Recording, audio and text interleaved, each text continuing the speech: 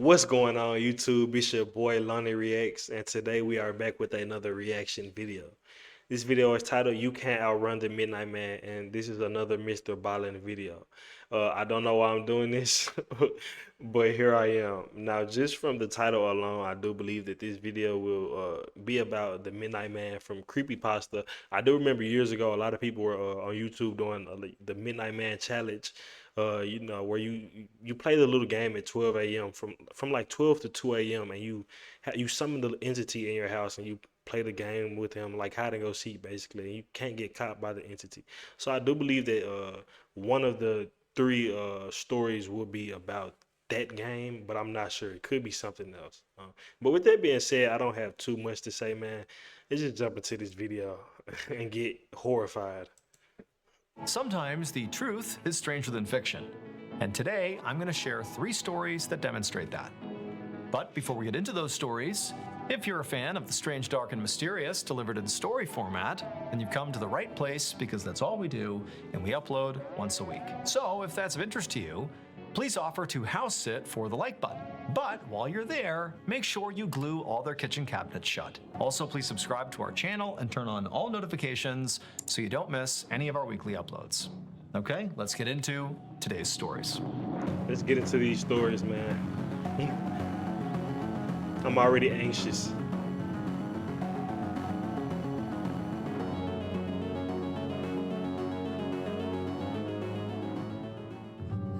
One day in 1785, a woman writhed in pain in a hospital bed at the Royal Infirmary of Edinburgh, which was one of the largest and most advanced hospitals in Scotland at the time. Now, despite this hospital being enormous, the room this woman was in was very small, and it was very stark too. The walls were blank, the floors were blank, there was just a single window to the outside.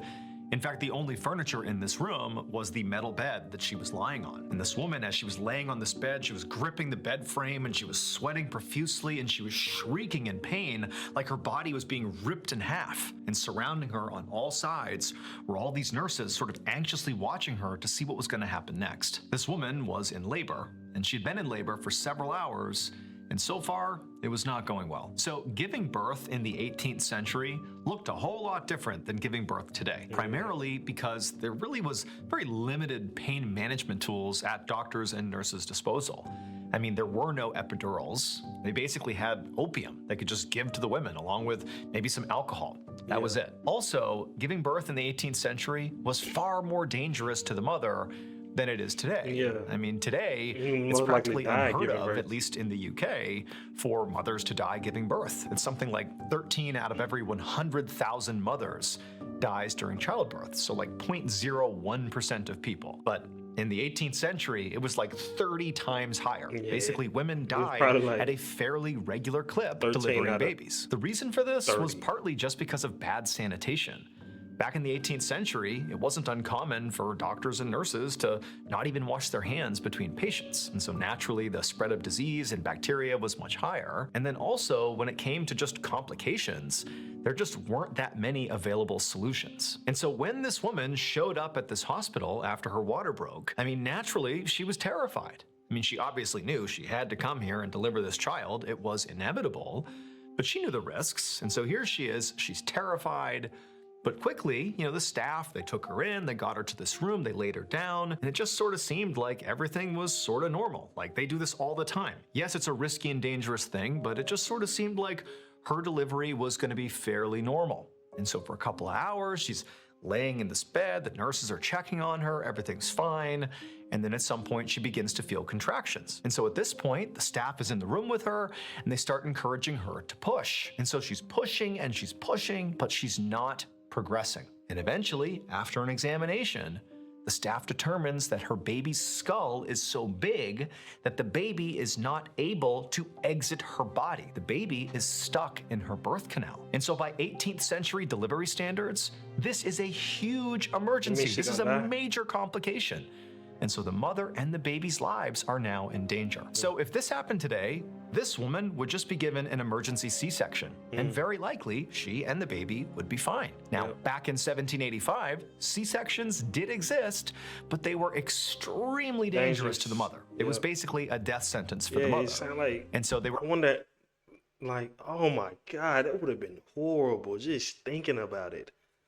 Oh, Were only used if there really was no other option, and basically the mother was going to die anyways. And so naturally the staff did not want to go to C-section at this point, and the mother laying there, certainly does not want to go to a C-section, and so she's screaming in agony.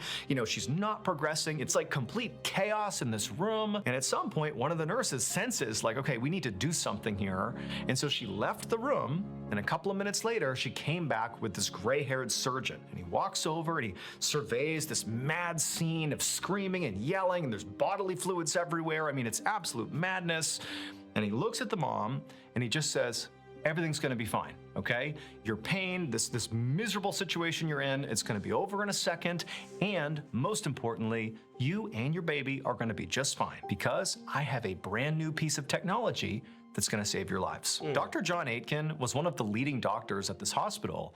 And in fact, he was a pioneer in the field of childbirth at the time. And one of the things he really focused on was finding ways to make giving birth not only less painful for the mothers, but also less dangerous, to lower the fatality rate. And recently, he had developed himself a new piece of technology specifically for the emergency that this woman was having when the baby got stuck in the birth canal.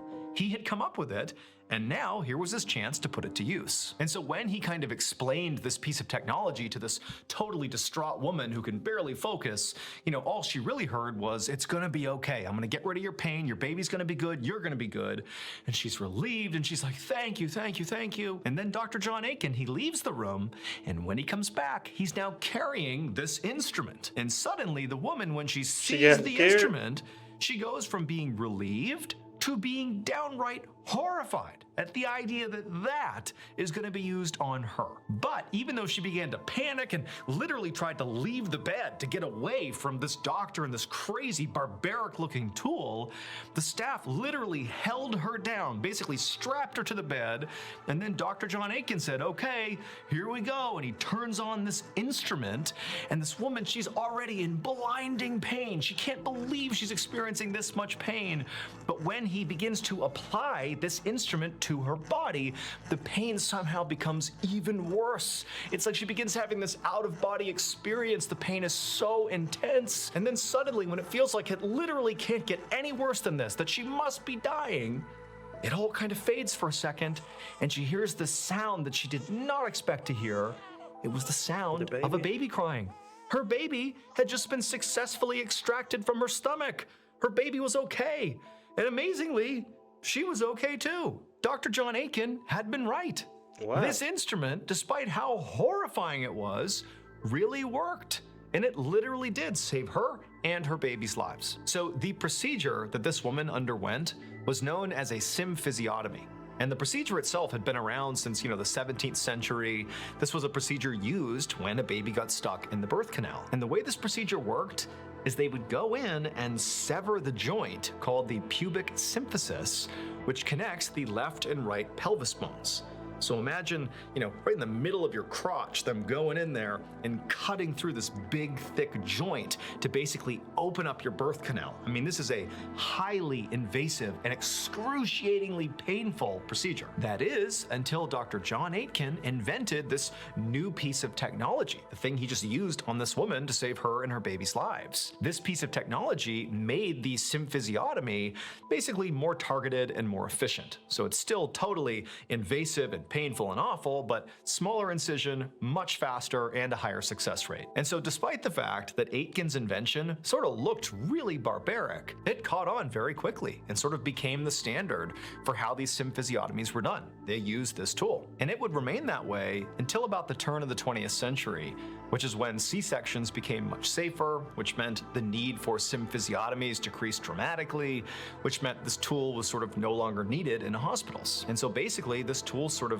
faded into obscurity until another group, completely unrelated to medicine, found a very specific use for this instrument. And that group were lumberjacks. They found that this tool, which had previously been used to cut open women's bodies and sever these large joints, was also really good at cutting down trees. The device that Dr. John Aitken invented for medicine was actually just a chainsaw. That's horrifying, actually. Yeah. Thank you to BetterHelp Wow. for sponsoring today's video. After I shared my my near-death God. experience on The a chainsaw was created to help women give birth. I didn't know that. Oh my God, this like actually horrifying. live stream earlier this month to open up about it, vulnerable, sort of extreme is why point for, and then your time calms. All right. The Midnight Man.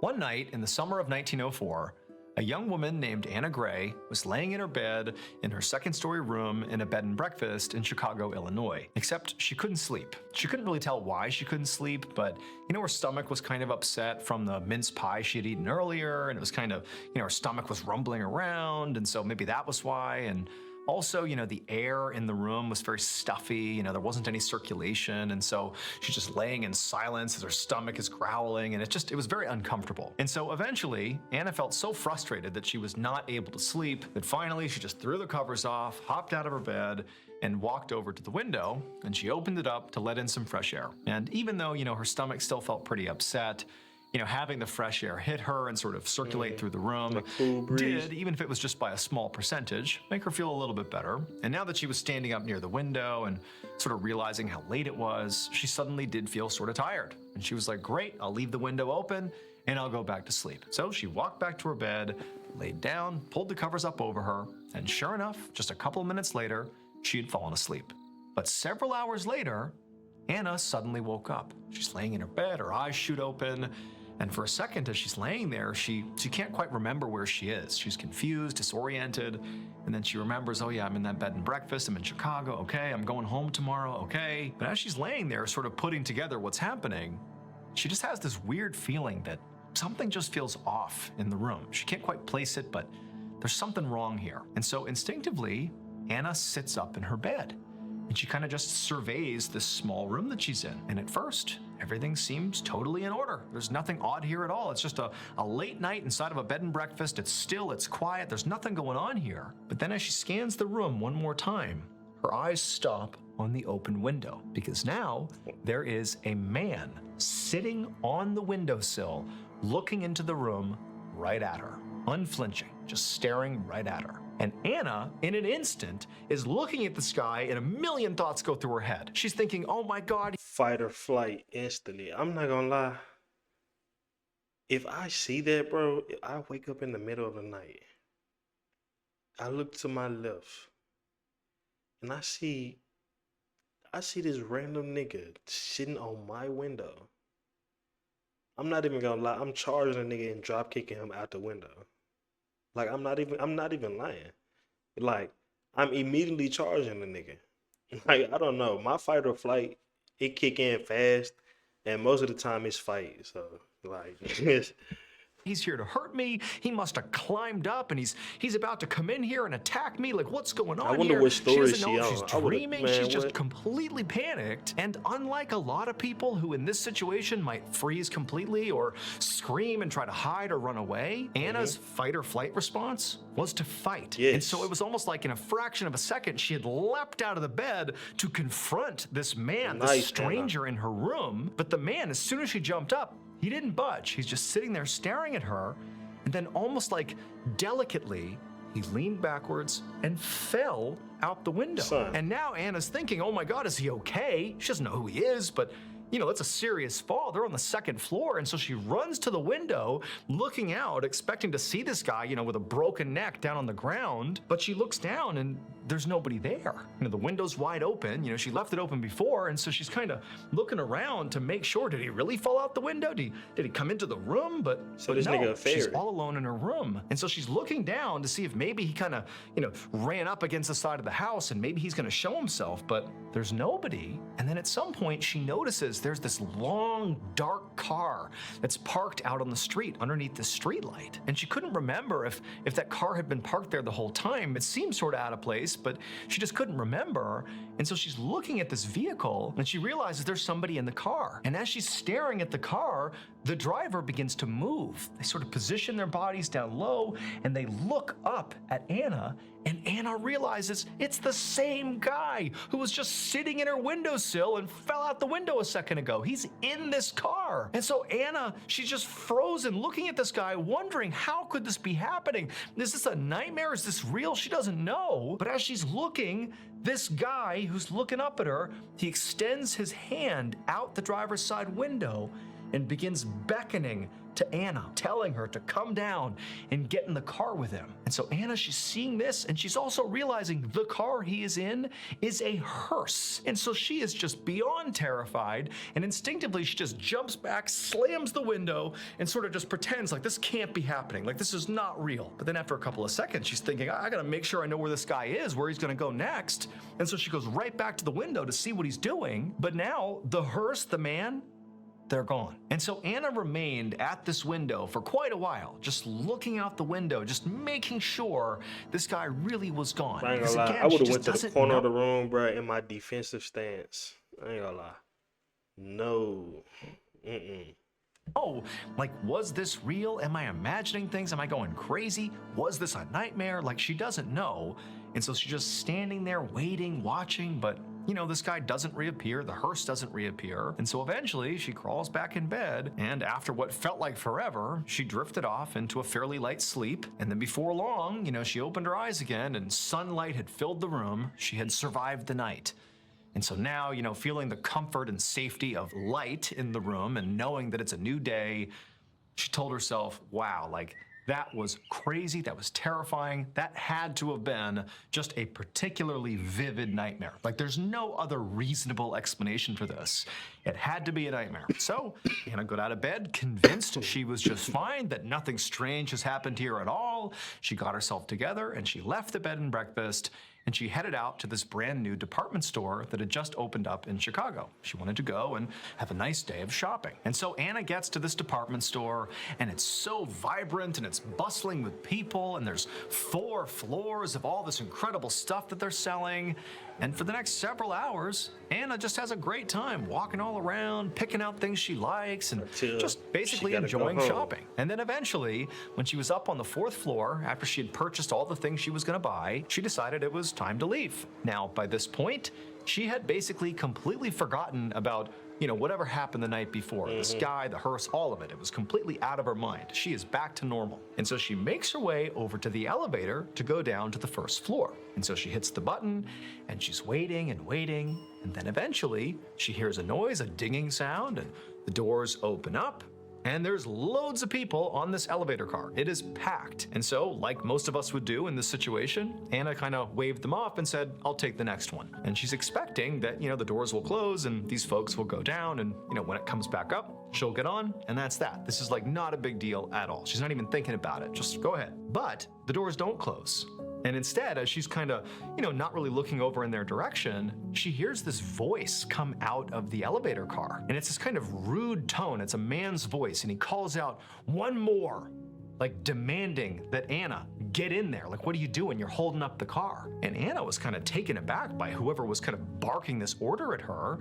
And she turned around and she looked into the elevator car, and she couldn't really tell where the voice was coming from. But then eventually she noticed it was coming from the guy who operated the elevator car. The elevator was manual. There was somebody who literally moved the car up and down, and she kind of didn't see the guy's face at first, but eventually, when the guy kind of poked his head through and looked at her, confirming that, yeah, I'm talking to you, get in the car, she realized the elevator car operator was the man in the hearse that she had seen in her windowsill. It was the same guy.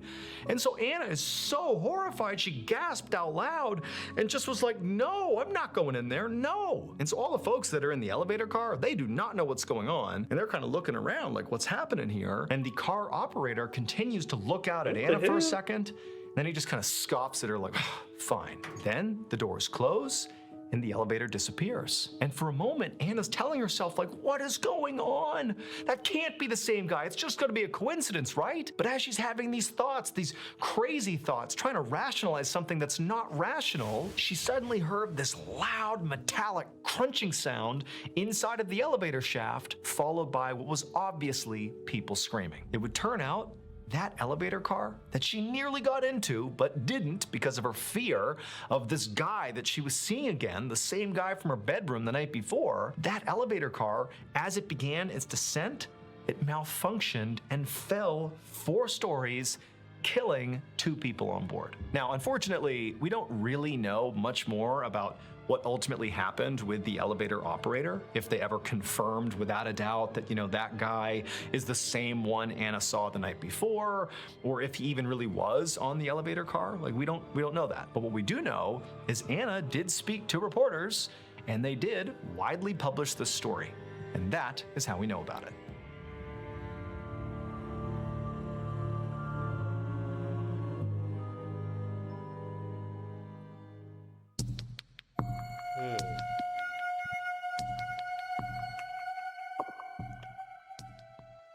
On the morning of July 5th, 2008, a 50-year-old man named David File walked up to his apartment in Bishopstoke, which is a small village in southern England. So this apartment complex was massive. It took up an entire block, and it was comprised of several 2-story buildings. When David moved in 8 years earlier, this apartment complex was sort of bustling and doing quite well. There were loads of tenants, it was well kept, it was a nice place to live. But now, the place was kind of fallen into disrepair. There were weeds everywhere, it was kind of dirty, there was graffiti, buildings were all boarded up. This place really had fallen on hard times, almost like it was abandoned. And in many regards, it basically was. In fact, David was literally the last tenant in the entire complex. There were a total of 72 apartments in this complex, but 71 of them were boarded up and totally abandoned. It was just this last apartment that David lived in. And on this day, as David approached his front door, he noticed there was something taped to it. It was a piece of paper. And so he walked up and he read it, and he quickly understood it was an eviction notice. They were kicking him out. And so he angrily ripped it off the door and he went inside his cramped, small apartment. There's a full-size billiard table sitting right in his living room, and everything was just tight and on top of each other. But this was David's home. He loved it here. He did not want to leave. And so he took this eviction notice and he went over to the kitchen and he just threw it on top of a pile of other papers that were mostly all from the company that owned this complex. The company was called Atlantic Housing. So part of the reason this building had really fallen on hard times here is because 2 years earlier, Atlantic Housing had decided to tear this place down. And so they had offered to help relocate all the tenants, and basically everybody else had agreed to leave and, take the assistance from Atlantic Housing, but not David. He refused to leave. And so eventually, Atlantic Housing got fed up with David because they're offering him money, they're offering him assistance. They're really trying to just get him to leave so they can move forward with their project. And so eventually, when he wouldn't budge, no matter what they offered him, they just sued him. And it took 2 years, but eventually a court ruled that, okay, Atlantic Housing, you can kick him out of your building. And so David, you're being evicted. And so David knew this was coming. He knew he was going to be evicted, but he just simply could not accept the ruling. He's looking around at his cramped little apartment that he had called home for 8 years. He just loved it here. He didn't want to leave. And so he thought to himself, you know what? They can try to evict me, but I'm not leaving. And so David decides he's gonna protest, but not some little protest. He's gonna do something that is so big, so extreme, that it will guarantee people will pay attention and recognize that this ruling is wrong. And David knew exactly how he was going to do that. And so later that afternoon, David made his way over to his storage closet and he pulled out some rope, an electric timer, and a power tool, and he brought these supplies over to his living room. And there, David rigged up this elaborate trap that he was designing specifically so that when Atlantic Housing or the police or whoever it was that showed up to evict him, that when they opened his door, they would have to be confronted by this trap. And for David, he felt like this was his last-ditch effort to prove once and for all that this eviction was wrong. A few hours later, 2 police officers, along with David's very worried parents, stood outside of David's apartment. Earlier that afternoon, David's parents had tried to get in touch with David and they had called him repeatedly, but he hadn't answered. And so at some point, they had driven over to his apartment and they had pounded on the door and tried to get his attention, but he hadn't come to the door. However, they had heard this strange sound coming from inside the apartment, and it was unsettling enough, and considering the whole circumstance of not being able to get in touch with their son, that they decided to call the police. And so when they got there, the police, they're knocking on the door, yelling out for David, but still no answer. And the police too, they can clearly hear this strange sound, which almost sounded like a mechanical whirring sound or something. They couldn't quite place it, but there definitely was something odd happening in this apartment. And so given the fact that, there's real concern around what's going on with David, the police decide to kick in the door and see what's going on. And so they get out of the way, and one of the officers steps back and kicks the door down, and as soon as the door flies open, that loud mechanical whirring sound becomes way louder. It's so loud, and they suddenly get a complete view into the apartment, and all of them just froze and gasped. So the trap that David had built had functioned exactly as he intended it to. Basically, the authorities were gonna come in the front door and be horrified by what they saw, because this trap really was not for them as much as it was for David. He was sort of putting himself into a trap as a display of his protest that you can't pull me out of here. And now authorities have arrived and they've seen the results of this trap. What the trap was a power tool that was on, that was the mechanical whirring sound they heard, and it had been tied by David to one of the legs of his billiard table, like an arm jutting off the side of this billiard table. And then the tool had this electric timer that he had rigged to it so that when it went off, it would start the tool. And what was this tool? It was a chainsaw. And what did David do?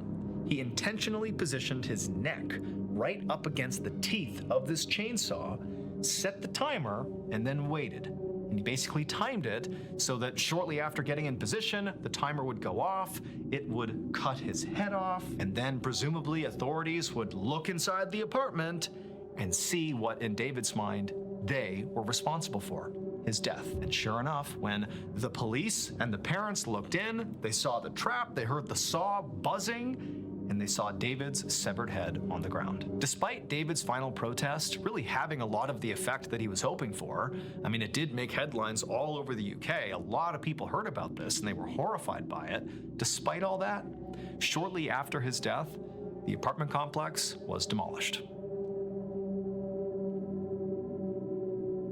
Oh my God. Thank you so much. That was that took a turn. There was David needed help. That's sad. Cause from this story you don't know too much about David and his life, but he just seemed troubled. Like, I don't know. That's sad, man. Very disturbing video as usual. I don't know why I do this to myself watching MrBallen's videos, man. But if you did like this video, please like it and subscribe so I can continue doing these reaction videos. And I'll see you guys next time.